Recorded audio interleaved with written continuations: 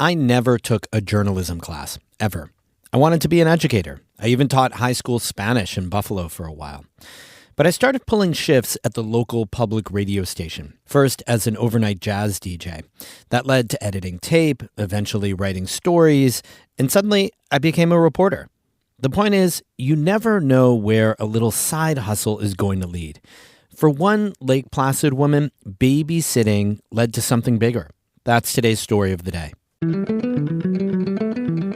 Support for Story of the Day comes from Clarkson University, offering over 95 programs of study with campuses in the Hudson Valley, Central and Northern New York. More at clarkson.edu. And AmeriQ Credit Union, providing money market accounts, a savings option suitable for short-term goals, or everyday access to funds. Details at ameriq.org. Federally insured by NCUA. Hey, I'm David Sommerstein. It's Friday, June 5th. First up, state lawmakers are wrapping up their annual session. The Senate adjourned this morning. The Assembly was expected to follow suit this afternoon. New York Public News Network reporters Samuel King and Jimmy Vielkind report on what did and didn't get done this week at the Capitol. Hi, Jimmy. Hi, Samuel. Jimmy, one of the biggest things to happen in the last days of session was the first passage of a constitutional amendment to change New York's redistricting process. This would let New Yorkers join the national redistricting wars. Exactly what does this amendment do? Normally, redistricting happens once every 10 years after the release of a U.S. census, but several Republican-controlled states, at the urging of President Trump, have redrawn their maps to bolster the GOP. Yeah, Congress is on a knife's edge, so it's anything to get an advantage. Exactly, but it's not that easy in New York. Our state constitution is clear. You can only draw new district lines once a decade. So lawmakers are changing it, and they're pointing to other states as the reason why. The amendment would allow for new districts by 2028. It would make it easier for lawmakers to take the map-making pen from the Independent Redistricting Commission, and it repeals language that prohibits partisan gerrymandering. National Democrats are cheering. I spoke with Congressmember Joe Morelli, a Democrat from Rochester. We didn't start this fight, but we're going to finish it, and we'll do what we need to do. We continue to believe in independent redistricting, nonpartisan redistricting, but we're not going to do it. One state's not going to do it, and to the detriment of the people who live in the state.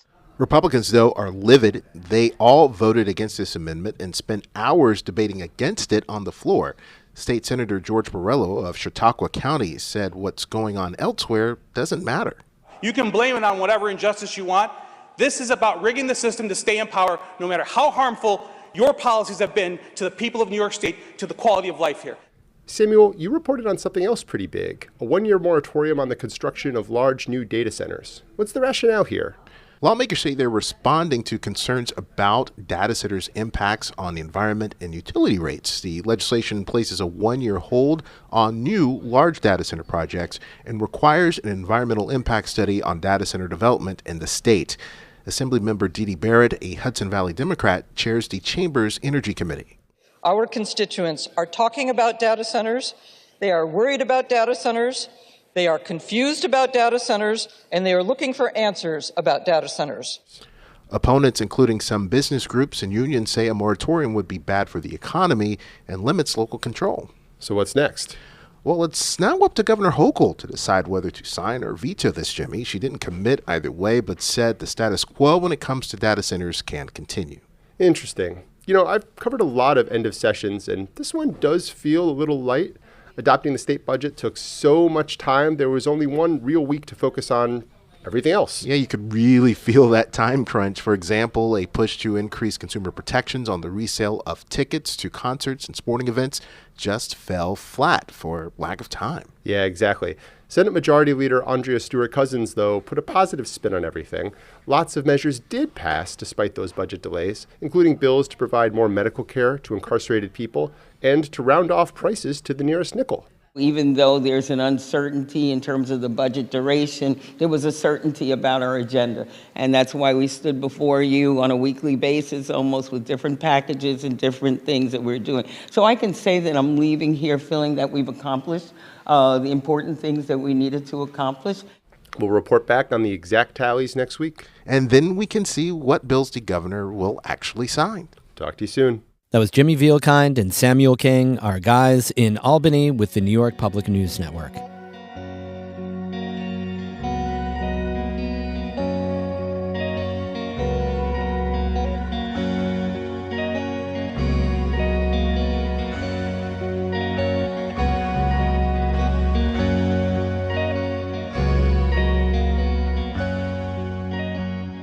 There's a lot of talk about the gig economy, but for people here in the North Country, piecing it together with seasonal work, odd jobs, side hustles is nothing new.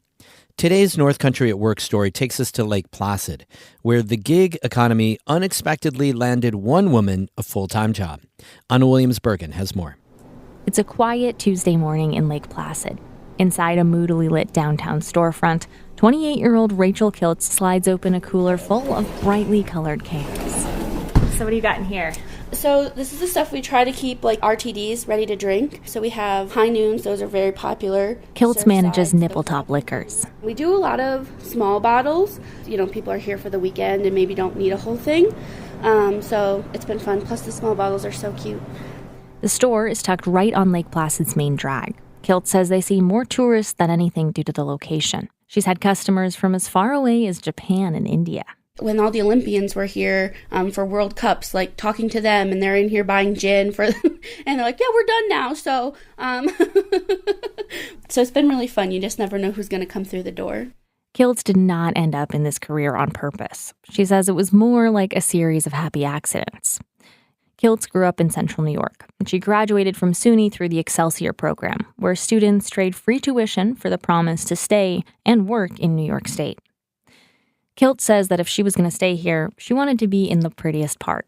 In 2020, she moved to Lake Placid, where she worked in hospitality and then childcare. Unfortunately, the daycare I worked at closed very suddenly, so that's when I started waitressing and babysitting on the side, and that's how I've met the family that owns this place. Kiltz had been babysitting for these Lake Placid business owners for about 3 years when they decided to open a liquor store and asked her to manage it.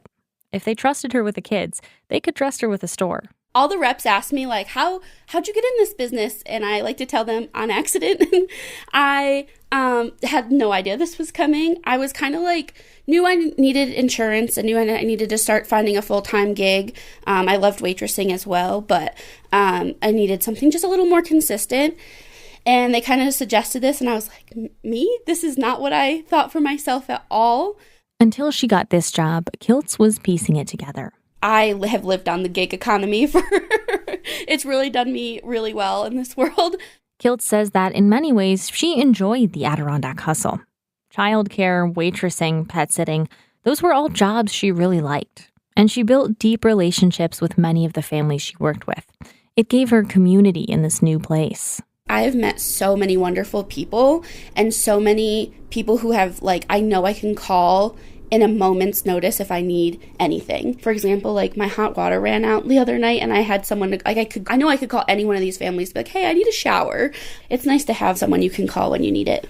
But it was also hard to make ends meet. There were days when Kiltz would say yes to every job that came her way.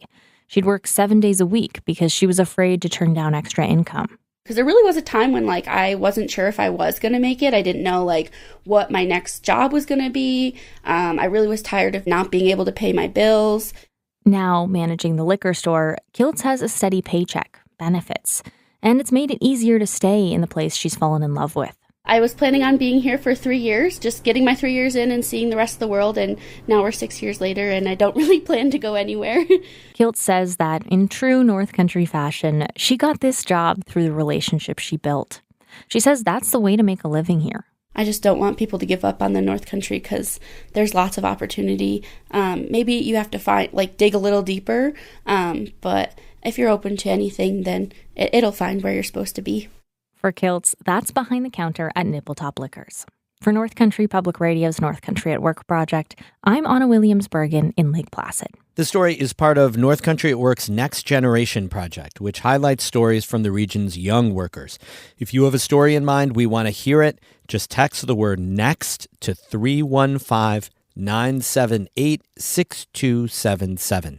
Text the word NEXT to 315-978-6277. We want to hear your stories. You can also email us at work@ncpr.org. More news through the weekend at ncpr.org. Music today by Evan Veenstra of Gananoque, Ontario, and Mark Corey of Watertown. Have a great weekend. I'm David Summerstein, North Country Public Radio.